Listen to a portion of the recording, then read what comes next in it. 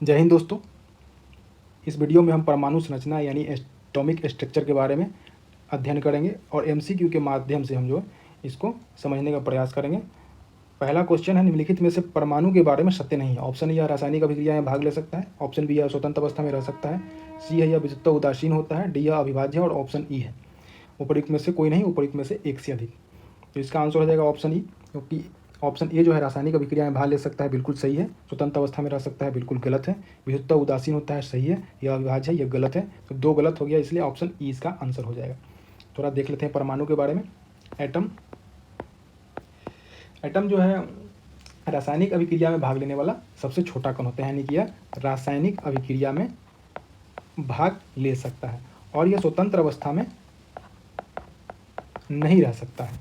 यह स्वतंत्र अवस्था में नहीं रह सकता है और यह विद्युत उदासीन होता है, क्योंकि इसमें इलेक्ट्रॉन और प्रोटॉन की संख्या बराबर होती है, यानी माइनस प्लस चार्ज जो है वो बराबर होता है। उसके बाद देखते हैं मोलेकुल यानी कि अणु।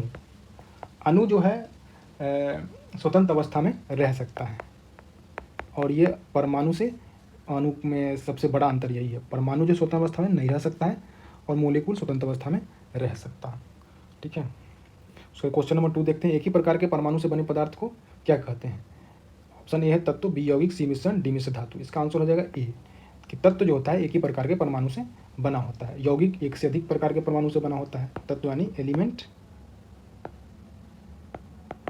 तो ये जो होता है एक ही प्रकार के परमाणुओं से बना होता है। साथ में इसको विभाजित नहीं किया जा सकता है, किसी भी भौतिक या रासायनिक विधि द्वारा है जो है दूसरे पदार्थों में इसको विभाजित नहीं किया जा सकता है और इसको बनाया भी नहीं जा सकता है दो या अधिक पदार्थों को मिलाकर। ठीक है, उसके बाद देखते हैं कंपाउंड यानी यौगिक। यौगिक में एक खास बात है कि ये निश्चित अनुपात में मिलाने से बनता है। जैसे दो या दो से अधिक तत्वों या पदार्थों को निश्चित अनुपात में मिलाने से यौगिक बनता है। जैसे कार्बन है और ऑक्सीजन है, अगर कार्बन की संख्या 1 होगी और ऑक्सीजन की संख्या भी 1 होगी तो CO यानी कार्बन मोनोऑक्साइड बनेगा।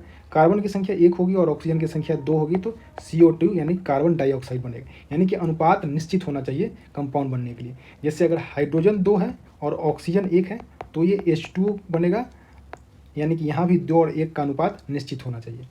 मिश्रण किसी भी अनुपात में मिलाने से बन जाता है। ये दो प्रकार का होता है, एक होता है समांग मिश्रण और इसका उदाहरण है नमक या चीनी का घोल या शरबत या हवा जो है वो भी समांग मिश्रण है। दूसरा विसमांग मिश्रण है।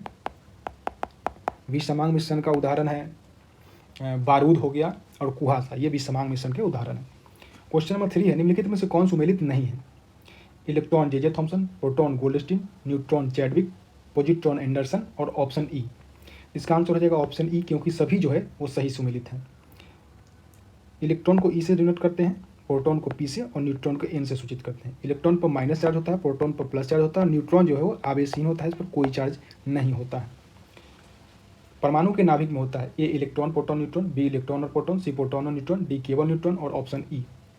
इसका आंसर हो जाएगा ऑप्शन सी, प्रोटॉन और न्यूट्रॉन होता है परमाणु के नाभिक में। परमाणु के नाभिक में जो है प्रोटॉन होता है और न्यूट्रॉन होता है। प्रोटॉन पर चार्ज होता है प्लस और न्यूट्रॉन जो होता है वो आवेशीन होता है और इलेक्ट्रॉन जो है इसके चारों ओर चक्कर लगाते रहता है जिस पर माइनस चार्ज होता है। ठीक है, और इलेक्ट्रॉन नाभिक के साथ स्थिर वैद्युत बंधन बल के द्वारा जुड़ा होता है और नाभिक में प्रोटॉन और न्यूट्रॉन हो गया और यह आवेशहीन होता है परमाणु, क्योंकि इसमें इलेक्ट्रॉन और प्रोटॉन की संख्या जो है यानी कि माइनस और प्लस चार्ज की संख्या जो है वो बराबर होती है, जिसके कारण परमाणु उदासीन होता है। ठीक है, इलेक्ट्रॉन चारों ओर जो है वृत्ताकार पथ में चक्कर लगाते रहता है, तेजी से घूमते रहता है। नेक्स्ट क्वेश्चन है क्वेश्चन नंबर 5। सोडियम परमाणु के नाभिक में न्यूट्रॉनों की संख्या है 11, 24, 13, 35 और ऑप्शन ई। इसका आंसर हो जाएगा ऑप्शन सी। कैसे होता है इसको देखते हैं। यहाँ दे रखा है सोडियम 24 और 11, ऊपर जो लिखा जाता होता है मास नंबर, यानी कि द्रव्यमान संख्या, जो कि प्रोटॉन और न्यूट्रॉन के संख्या के जोड़ के बराबर होता है। यानी कि जो नाभिक होता है उसको जो है मास नंबर बोलते हैं, क्योंकि नाभिक में प्रोटॉन और न्यूट्रॉन दोनों होता है। यानी कि प्रोटॉन न्यूट्रॉन की संख्या को मास नंबर बोलते हैं और नीचे जो दिया हुआ है इसको एटॉमिक नंबर बोलते हैं, यानी कि परमाणु संख्या। और परमाणु संख्या जो होता है प्रोटॉन के बराबर होता है और ये इलेक्ट्रॉन के बराबर भी होता है, क्योंकि उदासीन होता है तो दोनों प्रोटॉन और न्यूट्रॉन इलेक्ट्रॉन बराबर होता है। अब प्रोटॉन और न्यूट्रॉन यानी कि मास नंबर कितना है 24 है, और न्यूट्रॉन की संख्या कितना है, जितना एटॉमिक नंबर होगा, एटॉमिक नंबर है 11 प्लस n बराबर 24। n का वैल्यू हो जाएगा, n कितना हो जाएगा 24 में से 11 को माइनस कर लेंगे तो 13 यानी कि 13 हो जाएगा। नहीं, ऑप्शन सी इसका सही हो जाएगा। नेक्स्ट क्वेश्चन है, समान द्रव्यमान संख्या किंतु भिन्न भिन्न परमाणु क्रमांक वाले परमाणु को कहते हैं? समस्थानिक, संभारिक, यौगिक, समइलेक्ट्रॉनिक और ऑप्शन ई। इसका आंसर हो जाएगा ऑप्शन बी, क्योंकि समान द्रव्यमान संख्या यानी कि समान भार वाले को संभारिक कहते हैं। समस्थानिक में जो होता है परमाणु संख्या बराबर हो तो समस्थानिक कहलाएगा, अगर द्रव्यमान संख्या बराबर हो तो संभारिक कहलाएगा, सम इलेक्ट्रॉनिक यानी इलेक्ट्रॉन की संख्या बराबर हो तो सम इलेक्ट्रॉनिक कहलाएगा। एक और है आइसोटोन, आइसोटोन यानी कि सम न्यूट्रॉनिक, यानी कि न्यूट्रॉन की संख्या अगर बराबर हो तो आइसोटोन यानी सम न्यूट्रॉनिक कहते हैं। जैसे हाइड्रोजन 1 3 और हीलियम 2 4, इसमें न्यूट्रॉन की संख्या 2 है, क्योंकि 3 में से 1 को माइनस करेंगे तो 2 हो जाएगा, और यहाँ भी 2 हो जाएगा, 4 में से 2 को घटाएंगे तो 2 हो जाएगा, यानी कि न्यूट्रॉन की संख्या समान है तो ये सम न्यूट्रॉनिक यानी आइसोटोन हो जाएगा। ठीक है, यही सब क्वेश्चन इस चैप्टर में पूछा जाता है। इसी को टॉपिक जो है इसमें जो हमने डिस्कस किया है इसी को इधर उधर करके घुमा फिरा के पूछेगा। ठीक है, इससे ज़्यादा पूछने की संभावना बहुत कम है। ठीक है, थैंक्स फॉर वॉचिंग।